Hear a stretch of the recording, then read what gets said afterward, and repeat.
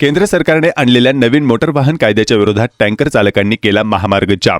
मुंबई अहमदाबाद महामार्गावर आज सकाळपासून 10 ते 15 किलोमीटरपर्यंतच्या वाहनाच्या लांबच लांब रांगा. नवीन मोटर वाहन कायद्याला देशभरात विरोध होत असून टँकर चालकांनी थेट संपाची हाक दिली आहे. हा नवीन कायदा रद्द करा अशी मागणी करत बीपीसीएल, एचपीसीएल आणि इंडियन ऑइल या तीनही कंपन्यांचे पेट्रोल डिझेल पुरवठा करणाऱ्या टँकर चालकांनी 3 दिवसीय संप पुकारला आहे. आज घोडबंदर येथून फाउंटन हॉटेलजवळ ट्रक चालकांनी चक्का जाम केलाय. त्यामुळे येथे वाहतूक कोंडी झाली आहे.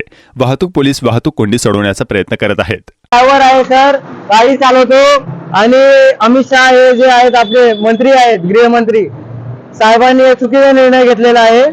यांनी एवढं केलं पाहिजे आमच्यासाठी. हे लोक जर आमच्याकडनं दुर्घटना झाली चुकून, आम्ही मुद्दामून करत नाही. आम्ही जेवढा होत असेल तेवढा वाचवण्याचा प्रयत्न करतो. आता तुमची मागणी काय आहे? आमची मागणी एवढीच आहे का, ही जे सरकारने ठेवलेले आहे नियम ती काढली पाहिजे. पहिल्यासारखं जेवढं आहे तसं चाललं पाहिजे. ठीक आहे, एवढीच मागणी आहे आमची.